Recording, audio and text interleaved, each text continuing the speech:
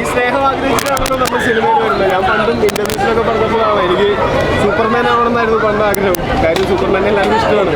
പിന്നെ അത് പറ്റിയില്ലെങ്കിൽ പിന്നെ ഇഷ്ടമുള്ളത് ഈ സിനിമ നടന്മാരോട് ഭയങ്കര ഇഷ്ടം കേട്ടിട്ടുണ്ട്.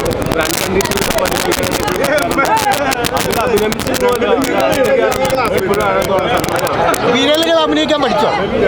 കൊണ്ട് അഭിനയിക്കാൻ പഠിച്ചോ?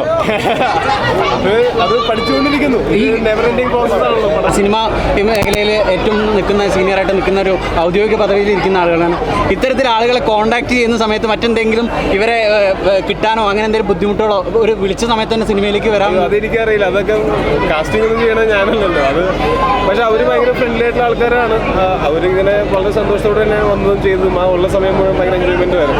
എല്ലാ ടീം ബാലു തുടങ്ങിയിട്ടുള്ള ആളുകളെയൊക്കെ ഒപ്പോഴും വർക്ക് ചെയ്തൊരു മൊമെന്റ് എത്രത്തോളം? ഭയങ്കര സന്തോഷമാണ്. കാര്യം എല്ലാവരും വർഷങ്ങളായിട്ടുള്ള സുഹൃത്തുക്കളാണ്. അവരോട് സിനിമകൾ ചെയ്യാന്നുള്ളത് ഭയങ്കര സന്തോഷമുള്ള കാര്യമാണ്.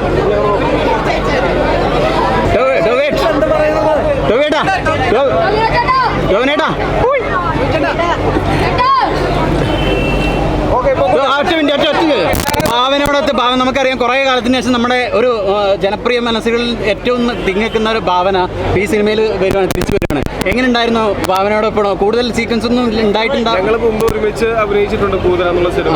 ഇപ്പൊ എന്റെ സിനിമാ ജീവിതത്തിലെ ആദ്യ നായിക ഭാവനയായിരുന്നു. അപ്പൊ അത് ഈ സിനിമയിൽ ഞാനിതെന്റെ ഒരു വളരെ പ്രധാനപ്പെട്ട സിനിമയാണെന്നാണ് വിചാരിക്കുന്നത്. ആ സിനിമയിൽ ഇതിലെന്റെ ആദ്യ നായികയായിട്ട് തന്നെ ഡേവിഡ് പടിക്കലിന്റെ ആദ്യ നായികയായിട്ട് ഭാവന അഭിനയിക്കുന്നതുകൊണ്ട് എനിക്ക് ഭയങ്കര കൗതുകം ഉണ്ടാക്കിയൊരു കാര്യമായിരുന്നു. ഭയങ്കര സന്തോഷമാണ് ഭാവനയുടെ കൂടെ വർക്ക് ചെയ്യാൻ പറ്റിയത്.